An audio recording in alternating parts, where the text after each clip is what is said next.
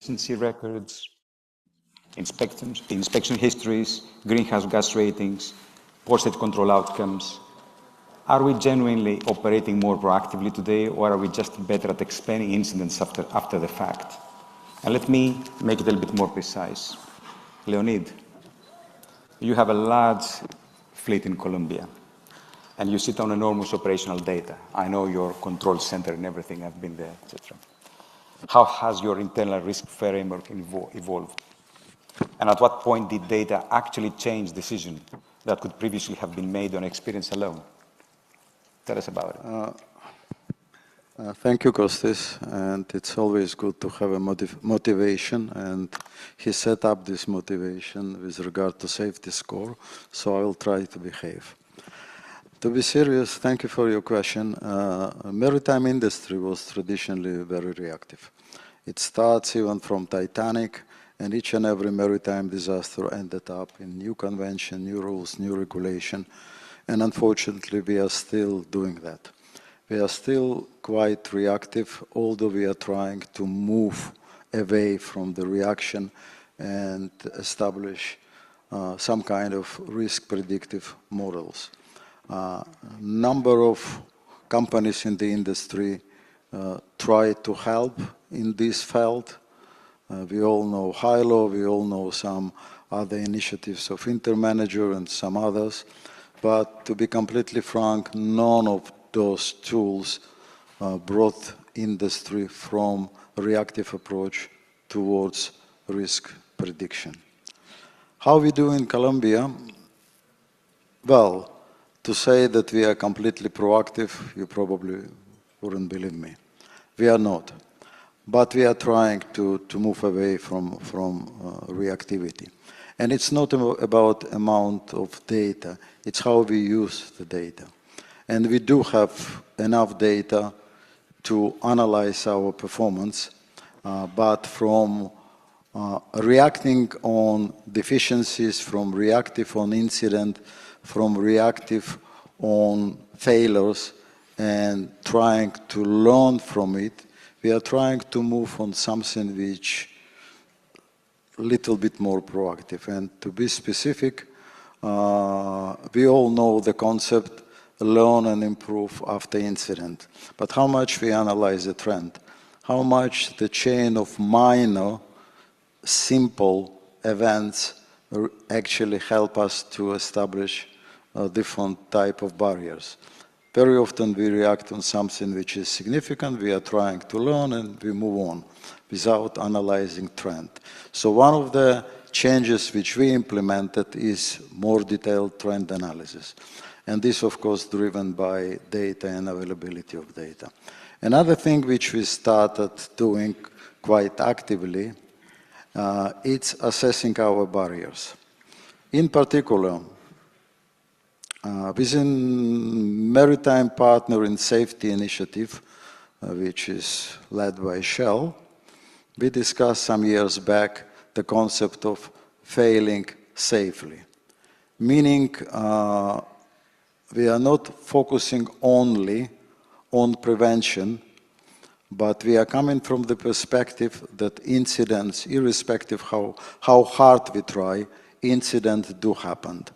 Now, how can we prevent high consequences from this incident? What kind of barriers we put in place in order to minimize the consequences? This is one of the areas which we consider utilizing our data and implementing this within our risk management process. In addition to that, we started analyzing near misses from completely different perspective. Near miss, it's event with potential for harm. Now, if it near miss, it means nothing really happened, but it was a potential for it. How many of these near misses didn't end up in accident just by pure luck? And how many were prevented by barriers which are existing? So we started analyzing our near misses from this perspective. How many are barrier related and prevented by strong barriers, and how many we were just lucky. But analyzing that, we identify quite a number of barriers which need to be enhanced. Not as a reaction of incident, but proactively. It's just the beginning. I cannot tell you how successful it is right now, but I feel it has a great potential. Thank you. Quick recap. We're not there yet. Lots to be done until we reach there. Absolutely. It's a journey and we are in transition period. Perfect. Dimitri, ship managers sit between the owner and the charterer setting the requirements. Do you feel the industry's risk frameworks are converging, or are you still managing fundamentally different standards for different principles? And that's a big problem for the ship managers. Yes. Good morning, everybody. Thank you very much for the honorary invitation to participate in this highly esteemed event among very highly respected friends here and colleagues. I would like to add something in the previous comment, the introduction you did about the proactiveness. I think the proactiveness is embedded to all of us from the young age, when our mothers were saying, take care when you are going out. And we don't know why this proactiveness is not something that we have in our minds when we are going on board the ships and in our daily lives. Even when we are driving our cars or we are with our families, sometimes we forget to be proactive in many senses. In shipping, in 2 years, at the end of 27, I will complete 4 decades in shipping. And having worked mainly with tankers, I have seen how this, the involvement of the regulations, the different expectations of the stakeholders have brought our industry as a total in a better position than it was some years ago. In the ship management, we manage risks. Actually, what we do, we manage the risks, and the risk is not very narrowly defined, it's extended in every aspect of our ship operations, in every aspect of the interactions we have with our, between vessel and office and vessel and vice versa, and the various stakeholders that we have, charters, port state controls, flag states, classification societies, assurance platforms like RightShip. So ideally we want to be proactive. But system-wise, this is not important. It's a journey, as you said. It's not a destination, and we must thrive continuously. One of the things that I have learned throughout the years, working in operational matters systemic, is the most important thing is the continuous improvement. And I have heard, from the first years that I started to work in shipping, I was listening to one guy who was mentoring me that do not let perfection be the enemy of the good. That means that we must always try to do something, continuous improvement, to have operational excellence, to have a target for operational excellence, to have a continuous improvement, and the incident investigation that you mentioned before is something that, if embedded actually, and is a tool to learn, then of course we will improve our industry in the future. And in this parameter, at this point, comes the role of the seafarers. The role of the seafarers that was mentioned before, of course they have a lot of challenges. This is the profession. And I don't think there should be an excuse not to apply the rules and not to apply the standards. The most important thing is to train our people. The training is lagging behind. Because the training, I have been working in tankers, mainly tankers, and the training, and I was saying to everybody, to my owners and everybody, that training should be an investment, should not be a part of the OPEX. And I was hearing that from an owner, why to spend money to train somebody who will go to another company after 1 contract or 2 contracts? But this is very short-sighted, because if all of us, all the ship owners, all the companies, they consider that the training is an investment, if you take one seafarer from another company, the other seafarer will be trained as well. So it will be good for the whole industry. From my opinion, training is something that should be considered as an investment by everybody. And the training also, it's not only for the seafarers, the training of the people ashore, when they go on board the ships, they are ambassadors of safety. And they must train the people on board when they go, they take a walk on the deck, they take a walk in the engine room, they see the things, and they can train the people on board the ships how to be. Anyway, so this is my introduction. Going to your specific question. -1 in your safety score. -1.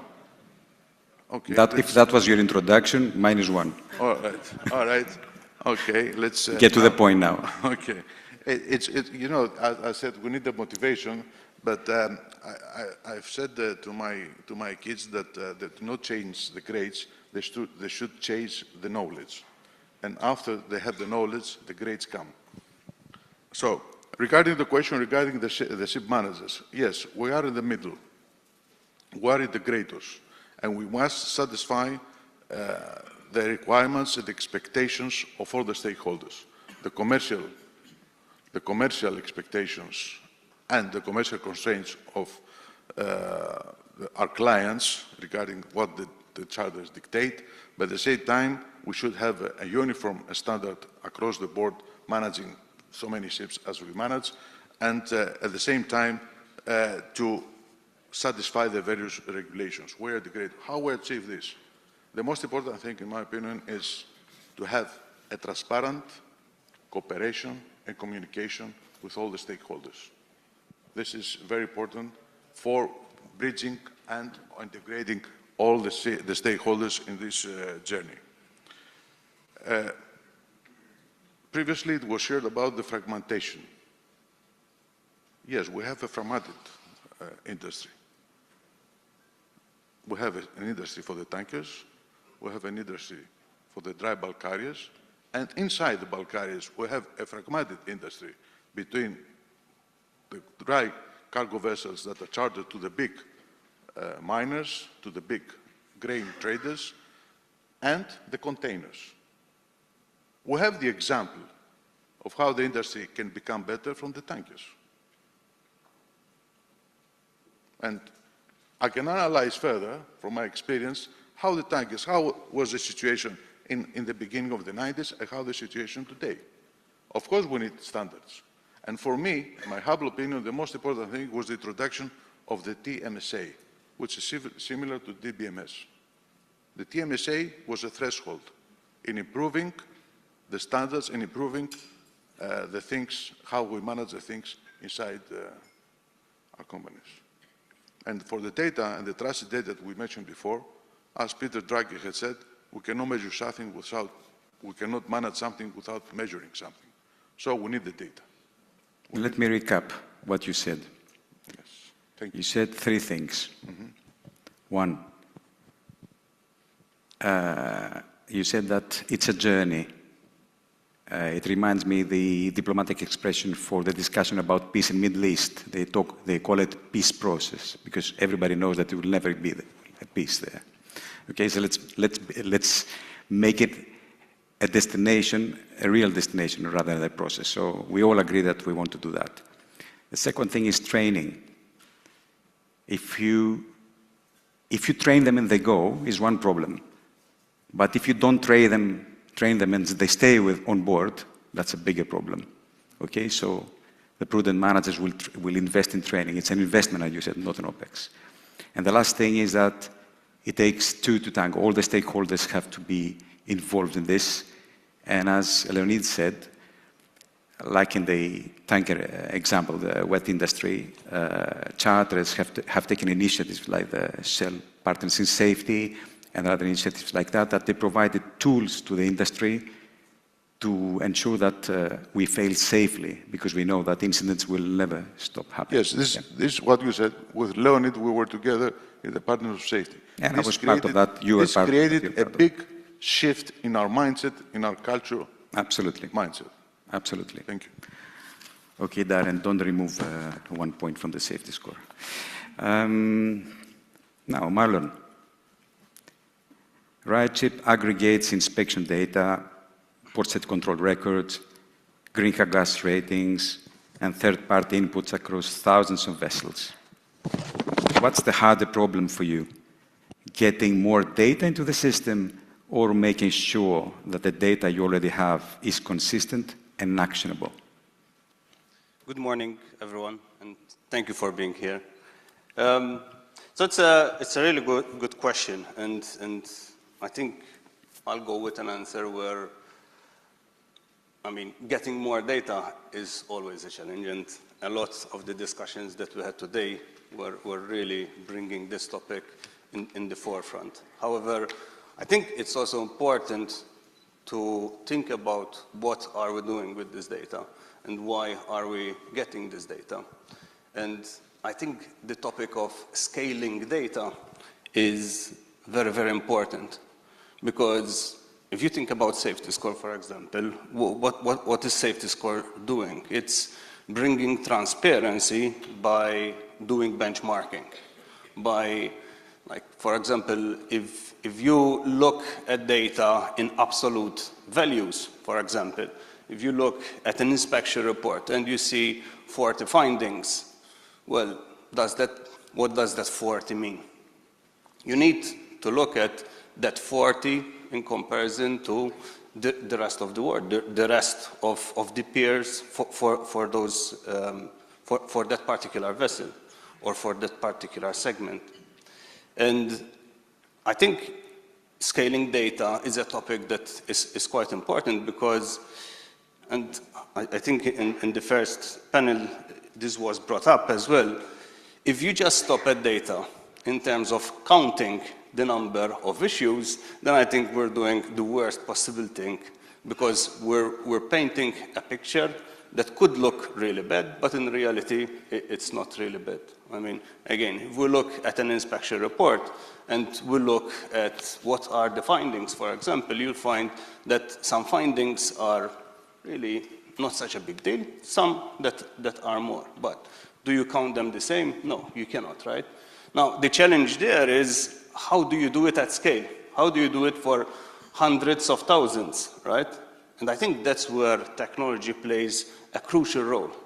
Because if you ask a human to do such a task, it's actually physically impossible for that human to deliver such value. But I think that's the role that technology can play.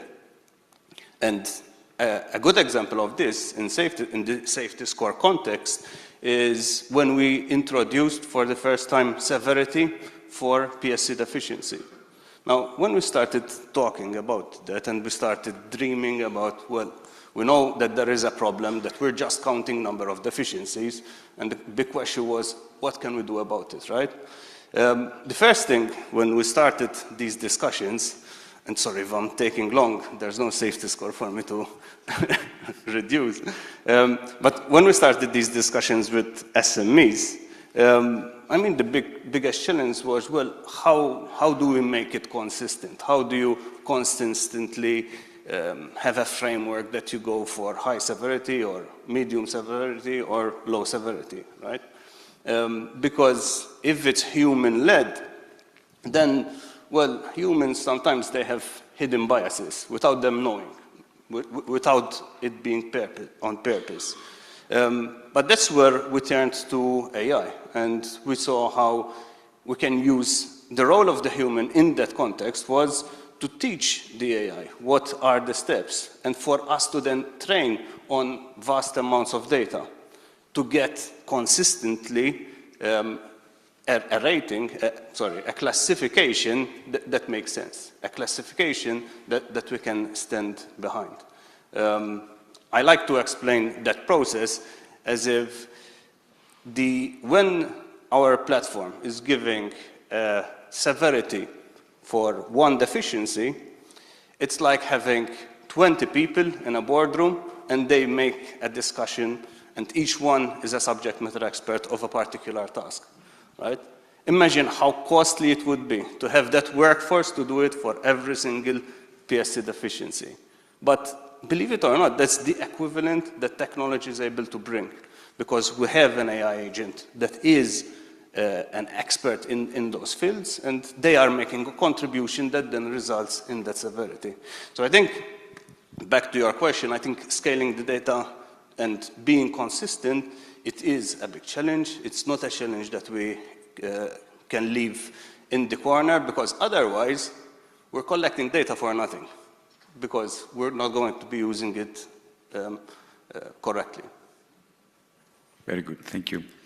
I'm going to make a quick break. I have a number of questions from the audience. I'll tell you the context, and then whoever wants to take it. Commercial pressures in shipping collide with proactive measures.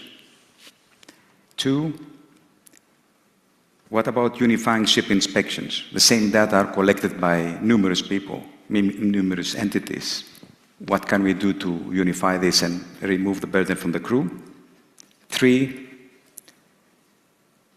with the high number of casualties, let's consider the younger generation that wants to have a career at sea.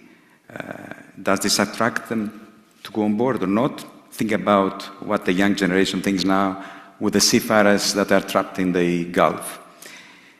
And with different stakeholders operating under different standards and reporting frameworks, what practical actions can improve data and transparency cooperation? And another point is that and one of the mistakes that the ship managers do is that because there is lack of sufficient crew, they tend to take on board substandard seafarers. So you pick up any of those one by one. Leonid, pick any of those. Well, maybe I start from commercial pressure. Yes, number of decisions in this industry are commercially driven. And even when we are talking about proactive initiatives within the shipping industry, the only proactive initiative which we can see at the moment, it's related to emission, but even this decision is more politically driven and not even supported by technology. So commercial pressure will be there. But I really agree with a colleague here that any decision should be risk-based. And we need to see where the real risk is. This is not always the case, but in the same time, a number of charterers, they have their own risk appetite, and they take the decision based on the current situation.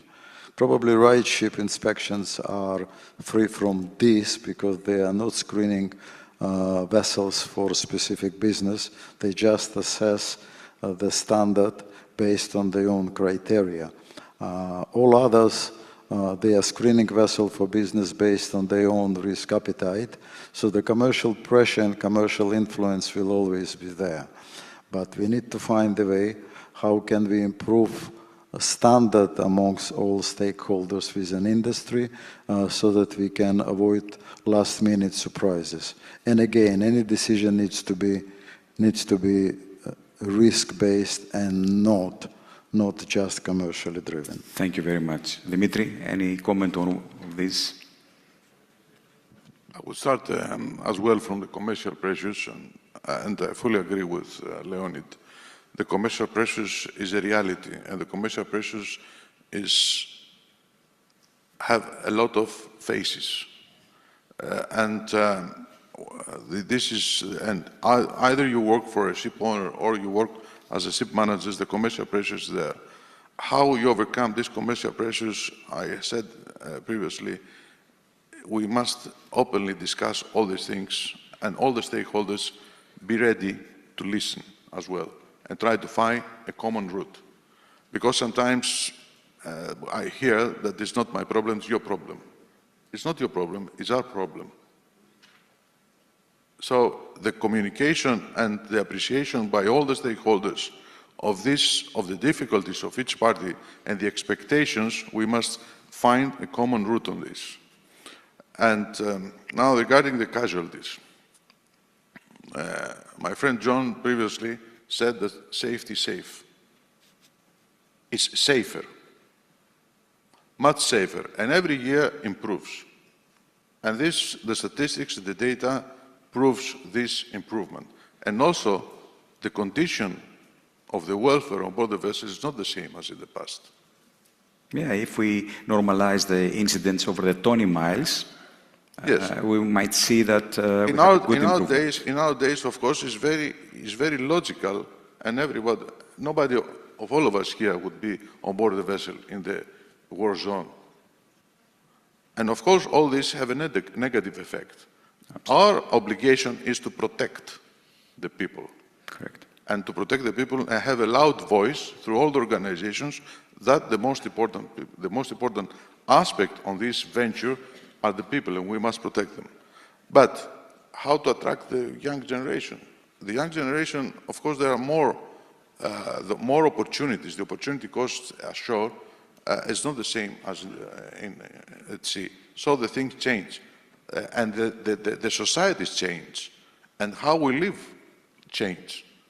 I'm listening that the old generation, they say, oh, the young people, they come in the office and they ask whether we have internet. This is a reality. Yes, the generational thinking changes every 5 years now. We must adapt. adapt. Not saying in my old days we had not internet. Of course, we had not internet. That's right. George, sorry please go. Okay. George, I'm going to ask you this question because it's relevant to what the people ask.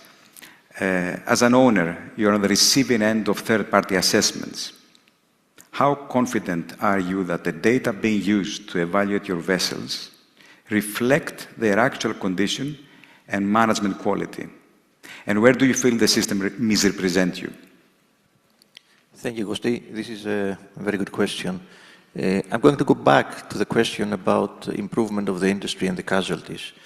The Allianz report of 2025 mentions that in the 90s we lost 200 ships per year.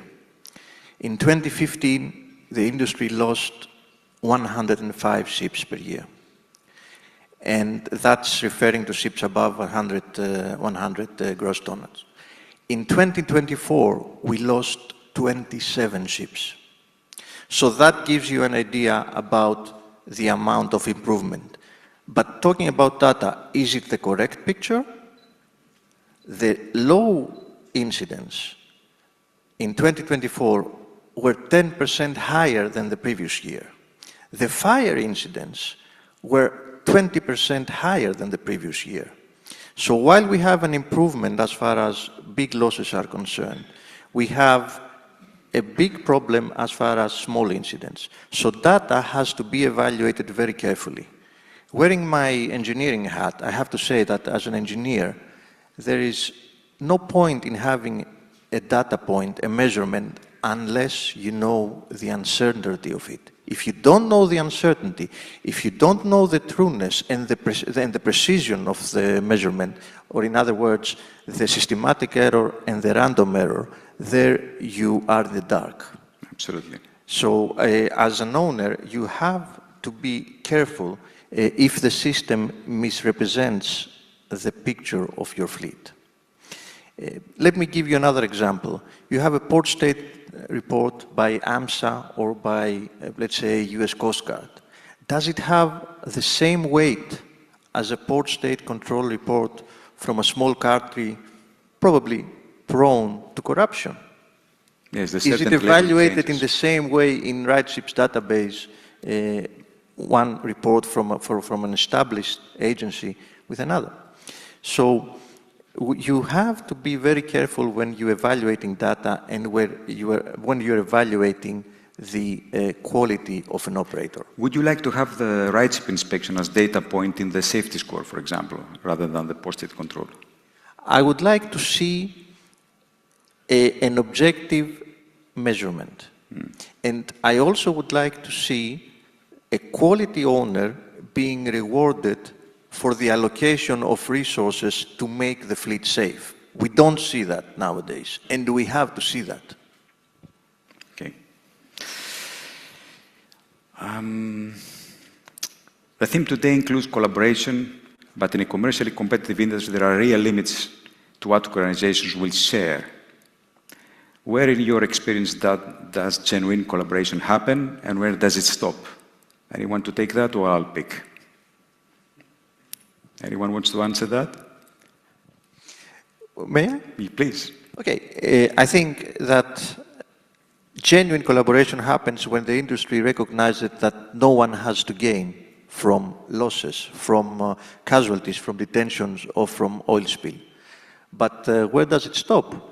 It stops when somebody gains an advantage, a leverage for a commercial advantage. Then collaboration has to stop, because then the competitiveness kicks in. So I think there are distinctive boundaries between the collaboration, transparency, and commercial advantage. Leonid, thank you very much, George. Leonid, Colombia operates across multiple vetting regimes: oil majors, dry bulk charterers, gas traders, each with their own requirements. Is there a case for a single universally accepted risk standard, or does the level of standardization actually reduce nuance? And this is also, this question transpires to a few of the audience questions. I mean, can we harmonize this? Well, lack of standard, lack of common standard, it's well known in the industry. Even when certain players operate within so-called unified and same standard, they still apply their own judgment. And this is what makes it even more challenging. I give you a simple example. Submitting members of OCMF, they all share the same approach towards inspecting vessels. They utilize SIRE and now SIRE 2.0 to assess vessels. But again, interpretation of the result is different, and even those who are inspecting vessels are treated differently. We see it in TMSA also. TMSA interpretation is submitting members. Yeah. TMSA is another example. Every submitting member of OCMF is are performing their own TMSA. And again, it's nothing wrong with that. But as long as we are playing from the same standard, interpretation of it will be to a certain extent commercially driven, and we can live with that.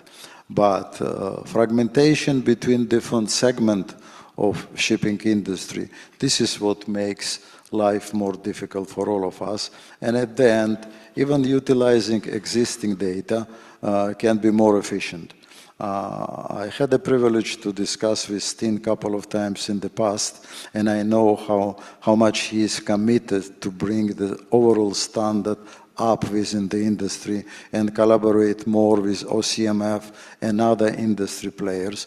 And we all need to support this initiative, because this is extremely important, and will bring industry much safer at the end, because we will interpret data in the same way, we will be able to analyze the data in the same way, it will improve transparency at the end. And when we are talking about fragmentation starts even from us in this room, when we consider RightShip or OCMF members as a big brother, and we don't need to be transparent to them because it may be a punishment because of that. And if we change this attitude, and if we all agree that we have all one same and common goal, zero harm, and first of all, bringing our seafarers home safe. If we all agree on this goal, and if we all work together, utilizing data and developing common standard to achieve this goal, this will make industry safer. Thank you. One question to all of you. Data platforms create transparency, but transparency cuts both ways. A vessel with a patchy inspection record is visible to every charter on the platform. Does greater transparency actually drive better behavior, or does it just retributes the commercial risk? So you will answer, all of you, with three options: better behavior, redistribute commercial risk, or none of the above. If you choose the last one, please explain. Leonid. Well, I wouldn't take any of those. I think transparency of data, transparency, it's important, and implementation of identical and similar standard where any decision will be risk-based and not commercially driven. This is what will make industry safer, and this is what will help all of us. So none of the above. Dimitri. Yes. Of course, we need transparency, but at the same time, we must not penalize transparency. And I think most of us, we have experienced cases where the transparency was penalized. Yeah. And this created the reaction is that you don't create the necessary psychological safety in your organization to have transparency as well inside your organization. I have the same question in my mind when I'm thinking what to say to my wife. Is it going to be used against me or not? Marlon, the RightShip platform has evolved significantly from a vetting tool to something that touches greenhouse gas performance, safety management, voyage risk. What challenges, problems is RightShip aiming to solve for its customers, and what are some of the more immediate priorities in that respect?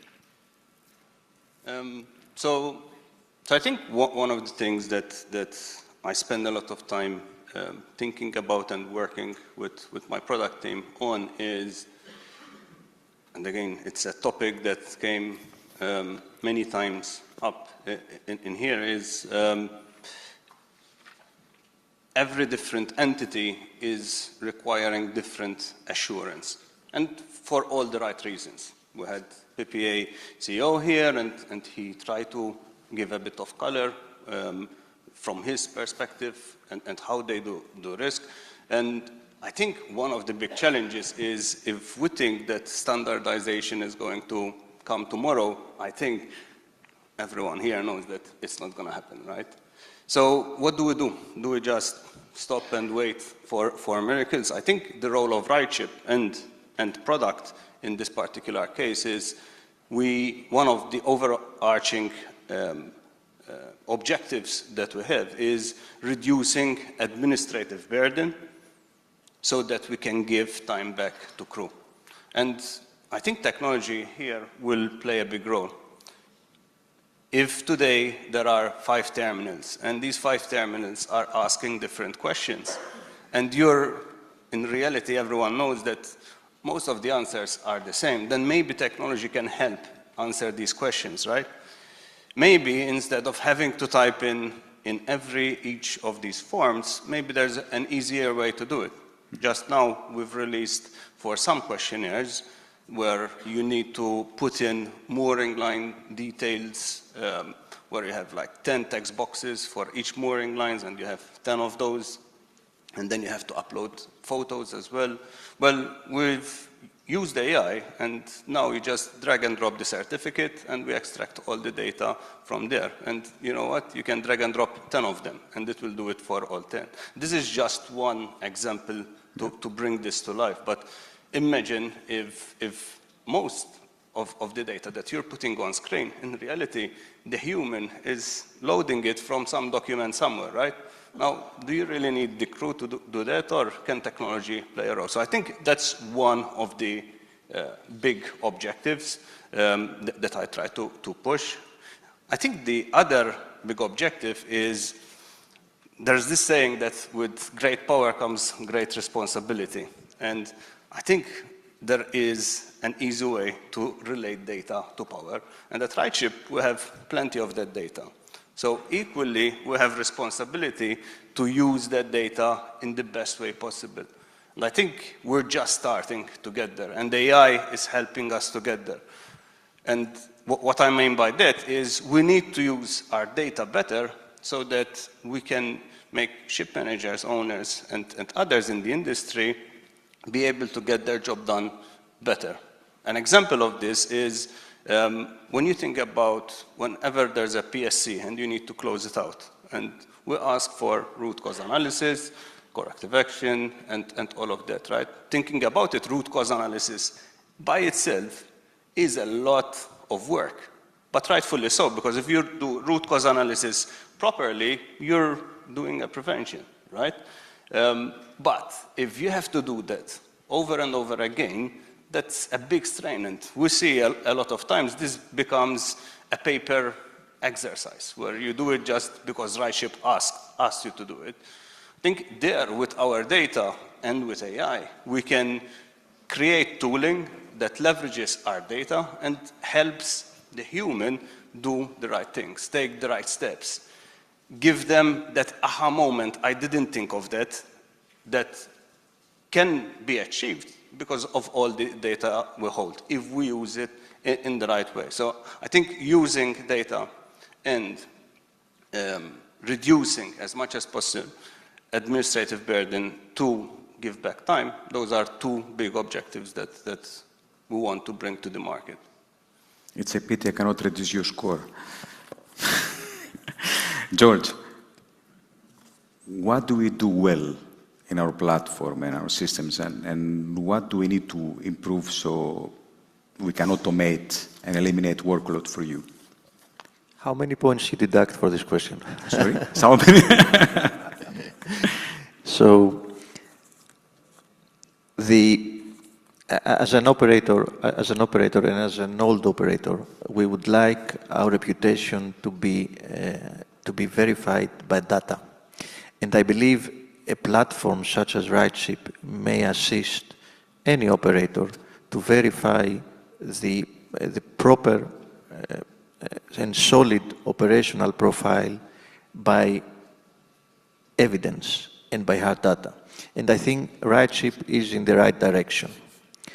For the second part of your question, what could be done better? And there is always space for improvement. There is always space. I think the platform should reward the quality operators in a much better way. Whenever a report comes in with good results, that has to be taken into account. Because any operator that has spent considerable resources and increased his cost to ensure that the operations are safe and that the crew is, the well-being of the crew is taken care of, this operator has to be rewarded somehow. This can be improved. I see 100% your point. One last question to everybody. It transpires from some questions from the audience. We see in the industry forces of consolidation. The landmine of regulations are forcing the small players, the small ship managers to consolidate probably. It becomes a little bit difficult to comply with the reporting standards and all the rest. Shortage of crew is one other force that forces them towards this direction. Do you think that is to the interest of the charterers, the consumer, and the industry as a whole a good idea, the consolidation? Would you think, let's say, that the paradigm of container shipping market is good? And is this good to happen also to the tanker or the dry bulk industry? What's your point? Can I have your opinion on that? Is it going to improve safety? Is it going to improve quality? In economics, there are two terms, economies of scale and diseconomies of scale. I think in the market, the consolidation is something that I was listening many years, that the industry is going to consolidation process and still continue. Of course, it will continue to be in consolidation, but at the same time, we will need the other players, the smallest players. So I think that in the future, we will have the consolidation, but at the same time, new players coming into the scene, small players continuing operating at the same level. So I don't think it's something that is bad. It is a reality that will continue. And do you think it's good or bad? I didn't get that. I think we cannot say whether it's not black and white. It's something, it's a reality, and the society adjusts to all this. So the society is very resilient to adjust to every disruptions that exist. Whether we will have a big consolidation, maybe the consolidation will be not good after 2 or 3 years and will go back. So the things the society will decide whether something is good or not. We're a complex, adaptive system, as engineers say, so there are emergent properties and readjust all the time. George, do you have anything to say about that? Well, traditionally, we all know that shipping is a capital-intensive industry, and the cost of capital plays a significant role. So if consolidation brings an advantage to the cost of capital, then it doesn't matter what we say, it will continue. And it will continue as long as the big players have an increased advantage over the small ones. The question is, what do independent owners do in order to be competitive in such an environment which can be very fragmented? Do you think that quality improves with size? Not necessarily. I believe there are niche owners with specific size. I would quote our company as one medium-sized company that gives focus on operating excellence, and you don't have to be very big to be a quality operator. I agree. Leonid? Consolidation of data in terms of incident prevention, I think it's good. The problem is now we all share our incident with RightShip, with OCMF members, with many other stakeholders, but this is one-way traffic. How much we learn from it? Very little. So my dream is to have a consolidated tool within the industry when companies can anonymously upload the incident, which will be categorized in the system in order to simplify the upload itself and which would allow the analysis afterwards. We don't have it now. OCMF runs this incident repository, which is hardly used by tanker operators, and the people upload incident there just when the incident is on public domain, because otherwise it's immediate punishment which goes along with that. So it doesn't help. Consolidating of this kind of data, learning from it will help smaller operator to be more proactive, will have large operator to share and learn as well, and this will make industry safer, and it's really possible. Expecting industry to come up to one common standard within the next 2 years, probably wishful thinking. We need to work toward that. We need to put all our efforts together, but we may not be able to succeed fast enough. But consolidating incident-related data, sharing this data with the industry and learning from it, this is something which realistically possible, and especially utilizing AI and other tools. Thank you. Absolutely true. Thank you very much for your excellent contribution. I hope the audience found it interesting. And I hope that it didn't happen what President Harry Truman says, that if you cannot convince them, confuse them. I hope that we enlightened you rather than confuse you. So, thank you. Thank you. Great. Thank you. And we all run now to check our safety score. Yes. Please Thank stay you for a all. family picture. Please take some time for a picture, and thank you to the speakers. We will now take a really short break, around roughly 10 minutes. You can make your way outside and enjoy some refreshments, see some of the booths in the back, talk to each other. And the next session will start at roughly 11:45. Thank you.